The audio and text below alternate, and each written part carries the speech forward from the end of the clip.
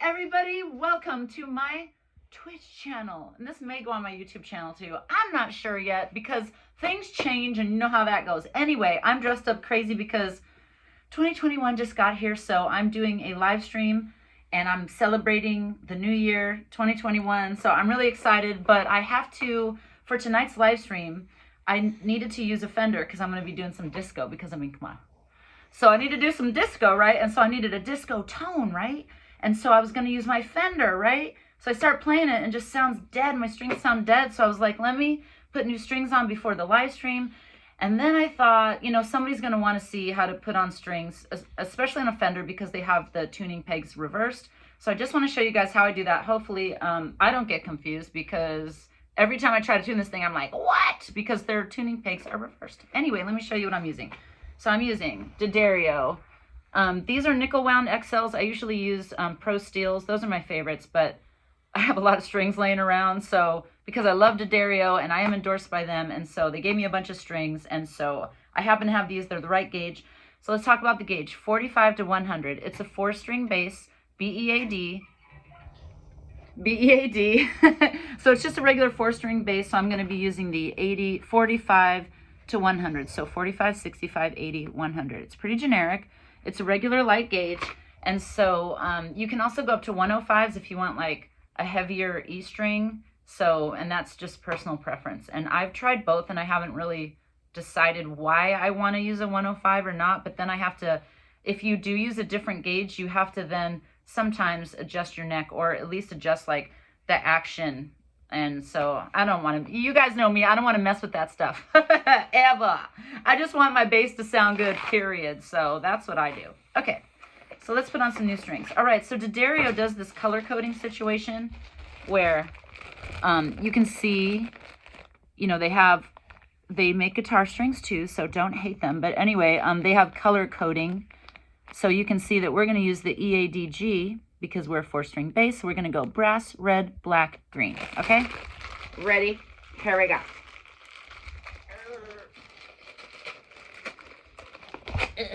Okay. Brass, red, black, green. You think I'd memorize this after some point. Brass, red, black, green. Okay, the only tool, you are going to need one tool. And it is this. Here, take a look on top of here. Wire cutters. Wire cutters. You're going to need that because you're going to need to make these strings smaller so you can wind them in there. Have you ever seen like those, have you ever played a guitar or a bass? Well, mostly a guitar. And you go to tune it and all of a sudden like something pokes you and pretty soon you're bleeding? That's because somebody didn't cut off the end. They just let it sprawl out and it looks stupid. It looks unprofessional. It's ridiculous. Don't do it. Get some wire cutters. I've got some fresh fretboard conditioner, which we don't need because this is a polished fretboard, but I'm going to clean it anyway with, I have two different things. So I want to show you. The brand doesn't really matter, but like since I'm endorsed by Tedesco, let me just say it, I use Planet Waves. And so there's guitar polish spray. This is also guitar polish and cleaner. They're the same thing, but Dunlop's Formula 65 is super famous and popular, and then Planet Waves came out with the guitar polish spray. Planet Waves is an offshoot of Tedesco. Like I said, it's the same thing. Doesn't matter. Let's use a little of both just so, because we don't care. Okay, and you just do that to get your fingerprints off because that looks nasty. Especially if you're like filming, right? You're filming videos or whatever, and then you have your bass and it flashes on the light and all you see is fingerprints. It just looks disgusting. Don't do that. So now the reason that I always clean it when I'm changing strings is because it's a good time to do it. And also you can get in under here where you usually can't get. I mean, you can kind of get, look, just get it. But you know what? I don't clean my basses.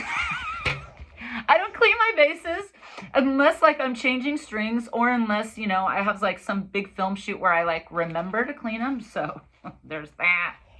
All right, so let's take these off. Remember our good old wire cutters? We may or may not use them.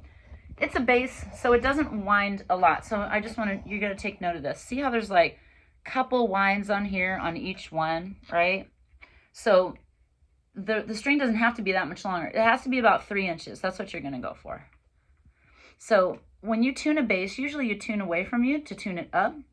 But with the Fender, tune it towards you. Isn't that, thank you, Fender, thanks. So now that I'm tuning it away from me, it's tuning it, it's unwinding the string, and you just pop it out. So see how this goes in there? There's a hole inside, and I'll show you what that's for in a second. And this is basically what you come out with. And so now, if you look over here, it's got to come through this. So you can either cut it off or you can just pull it through. I mean, come on. And then these are unwieldy. You got to wind them and put them in the trash because it's going to poke a hole through your trash. And then you don't want to be walking down to the trash can with like something falling out of your trash can. You know what I mean? You know what I'm getting at. Okay, so check this out. Here's my brand new string. Yay. And I know somebody's going to ask me right about now, can't you boil strings? Yeah, you can. When I was broke, when I had no money for strings, and it's not put down. If you don't have money for strings, boil your strings. They will sound brand new for a couple weeks. So you can get more out of those. Boil those suckers. Get it. Get everything you can out of it. But I don't need to do that anymore, thank you God. Because I have a closet full of strings at this point. So yeah, now I don't need to do that anymore. Thank you God. And so I'm just gonna use new strings, and there it is. Because you know why? I ain't got time for that no more. Okay, so here you go. This is what I do. I just go kind of 1, 2, 3. Pretend it's like 3 inches. I give it a little more in case I measured it bad with my elite measuring skills. And then you just bam, snap, done. Take this, put it somewhere safe because that is going to poke you later. You're going to step on it. All right, then you're going to stick it in that hole. Remember I said there's that little hole inside there. Do you see it? See that hole in there? You're going to stick it in that hole. It just kind of anchors it. And then you're going to like fold it, right? And then you're going to, which way is this? I always get confused. I think it's going to go this way. Right, the opposite of what I'm used to. So you're going to wrap it around. So basically, if this was a normal bass and you were turning it this way to tune it up,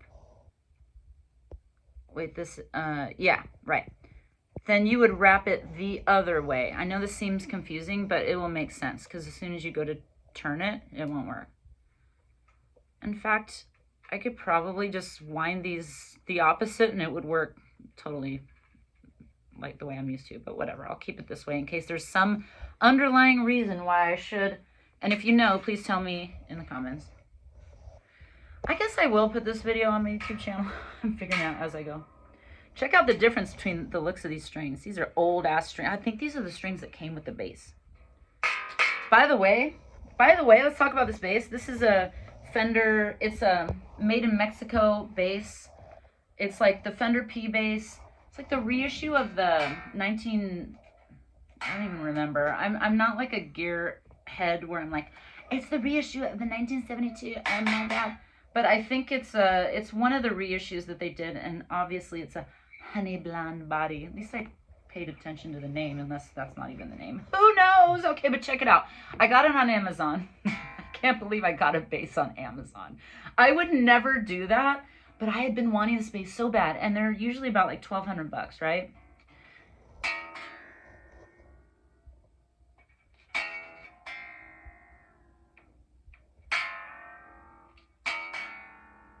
Okay, so they're usually about $1,200, and I found it on Amazon for like $500, and so I was like, I'm just gonna buy it. What do I have to lose? Nothing. So what do I do when I tune the bass? I usually tune it a little bit high. And then I do this little stretch it.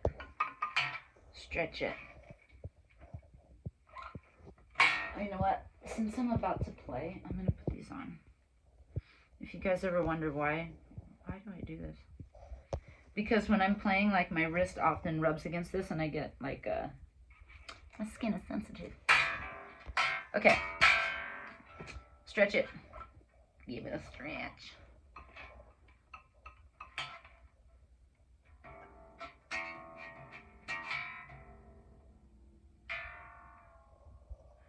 And usually you want to go under the note and tune up. just so it's tight. I don't have a tuner next to me, so I'm just tuning it to itself. All right, let's take off the next one. We're moving on to the A, the red one. Bam. Wind that sucker. Attach him to himself, just like a shoelace. He's dead to me. Seriously though, you can boil your strings. Oh, how long to boil your strings? I don't know. I boiled them for like 20 minutes. Okay, 1, 2, 3. Remember? And then you just give it a little snap. Put your back into that. Okay. Put it in the hole that's inside the tuning peg base here. And then you're gonna like fold it down, take it around. Right? And then tune, tune, tune, tune, tune. Remember, these Fenders are backwards.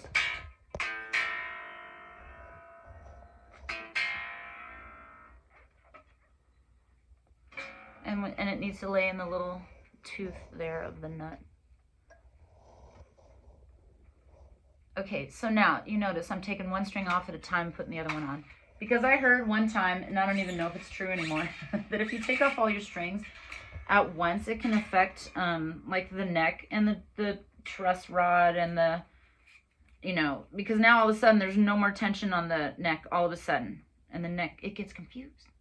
It's a sensitive instrument. It's like, wait a minute. You have relieved all the tension from me. I don't know what to do anymore. And then it's all, ugh, right? So it's like, like right now, it's, the strings like pull it this way. So if you take off all the strings, it may go a little that way. And then, but I'm just like, fine. I will follow instruction that my elders have told me to do. Because I don't want to mess up my bass. The only reason that I ever want to take them all off is if I really want to clean the neck really good, which I forgot to do. Let's do that. We're just going to clean it a little bit. Like I said, it's got this glossed neck finish. And if anybody's wondering my opinion on the gloss neck, I'm not a fan. I feel like it slows me down a little bit. And I would have this neck, I would have the gloss taken off. But, you know, I'm not like a really fast player, so I just don't really care that much. I'm like, I don't want to mess with the bass. I don't really need to change it.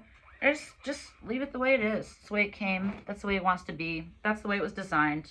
I just take it the way it is. It has a certain sound. I don't think, I mean, this bass has a certain sound. I don't think that the polished neck or the glossy neck makes it sound different. I don't really know. You tell me in the comments if you have had a different experience. Okay, let's do this again. Now the difference here is these guys have this little thing because now we're getting farther away from the tuning peg bass. And so there is a chance that it would just go like this, right? And then it would, you know, possibly affect the intonation or the string adjustment or the height of the string or the action or blah, blah, blah. So it's got these little guys to just hold them in place. So here we go. We're going to go 1, 2, 3. Bam.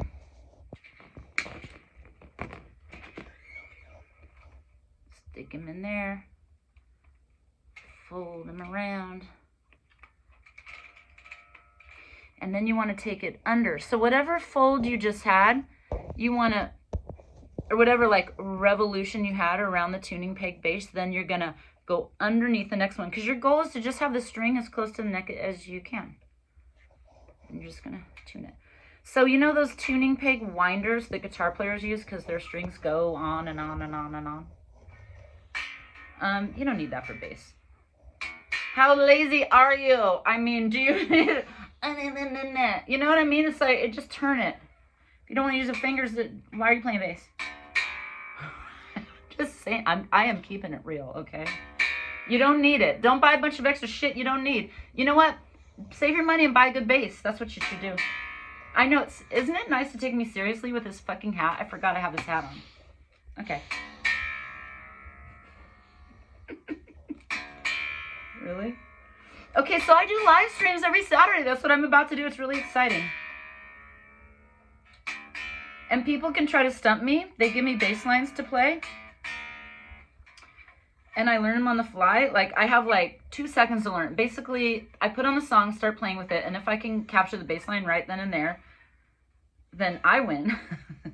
And if I don't, then they win. But either way, they throw me like $5 to for the challenge for each song. They're like, and then they get queued up, and then I do the song. So that's like one of the fun things we do. Also, it's just a big community of bass players. I should have played this before with the shitty string. You know what? I'm gonna plug it in now. I don't mean shitty string. I mean old string. Let me just play. I've got 1 string left. That's the old one. Can we hear it? Let's try this. Just stay with me here. Stay with me. Ow. Turn it up. I don't know how well you're going to hear this.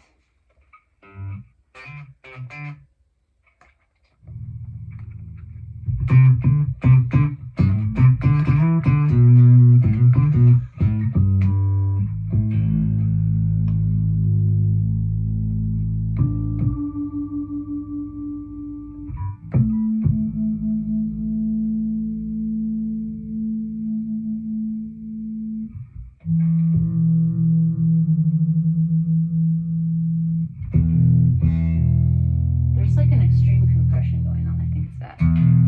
Okay, here we go.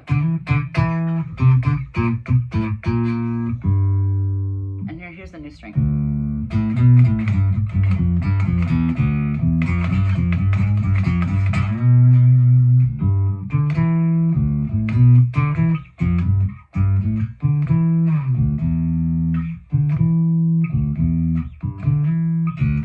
It's hard to tell because they're kind of different notes. I mean, one's higher string and one's a lower string, but trust me, it was dead. Just trust me. Okay, let's take the last one off. So it takes like, realistically, 10 minutes to change your strings. I wouldn't change strings like right before a gig, but it's not as bad as if you're a guitarist where you're gonna sit there tuning it for like 2 days. Like, guitarists usually change the strings like the night before a gig or sometimes 2 nights before a gig so they can, you know, like it can acclimate, the strings can stretch and all that fun stuff. But it's a bass, it's pretty hardy. So, and especially when you do this stretch out thing. And like I said, save your money for a good bass because those are the basses that are gonna stay in tune. And really, if you just do that stretching thing that I just showed you, then you'll get all the stretching out naturally. It's like with a guitar string, you can't really do that because you'll just snap it. But with the bass string, I've broken 1 bass string in my life from playing. I think I broke a couple tuning. You know, when you start to tune the E, you're like, oh, it's too low. And you keep like tuning it up, and pretty soon you don't realize you're tuning like to the E octave. And you break the string. I think I've broken one of the higher strings like that one time, but from playing, I broke a string 1 time. So what I'm saying is it's hard to break these strings. The other little area that's hard to clean unless you take your strings off is going to be this little area here, which I forgot to do because, I mean, I hate to say it, I'm sort of in a hurry because I got my live stream tonight.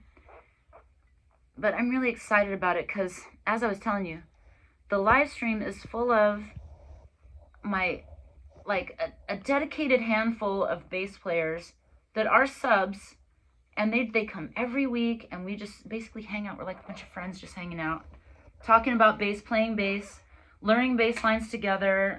I perform my songs because I have 3 albums out, and I just put my 4th one out, actually. Now I have 4 albums out. But the newest one is an EP. And everything's available on Bandcamp, and you can stream everything everywhere. I think this is how I broke a string. I'm gonna guess that it's lower.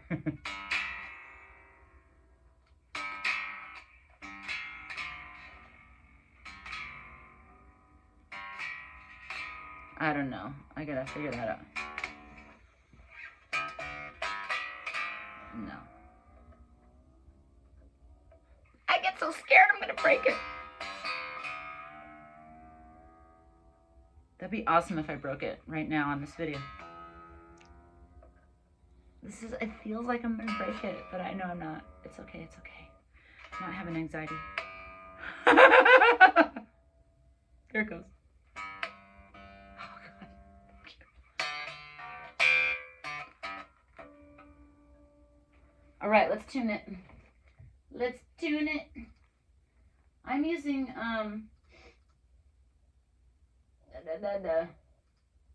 IK Multimedia Amplitude here.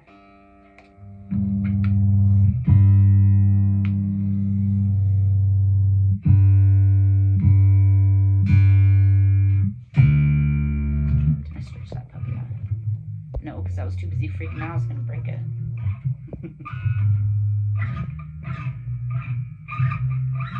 See, I just dig my fingernails right on it and you just grab it.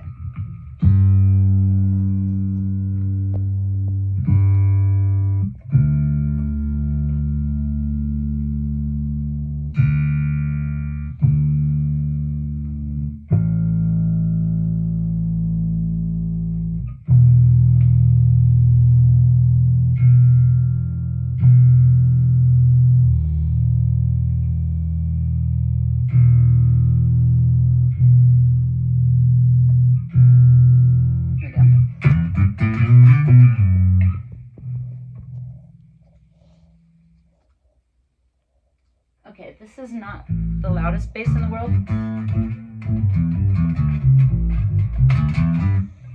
So I'm using this plugin called Parallax.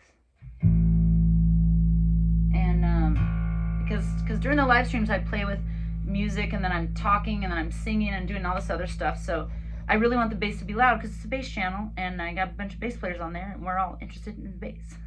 So like I'm not just trying to have like a bass in the mix where it normally is supposed to be in the mix. I want it to stand out. So I'm using this Parallax for it to really cut through and really be super loud. So that's what I'm using for this. And this is a passive bass. Also, what else can I tell you?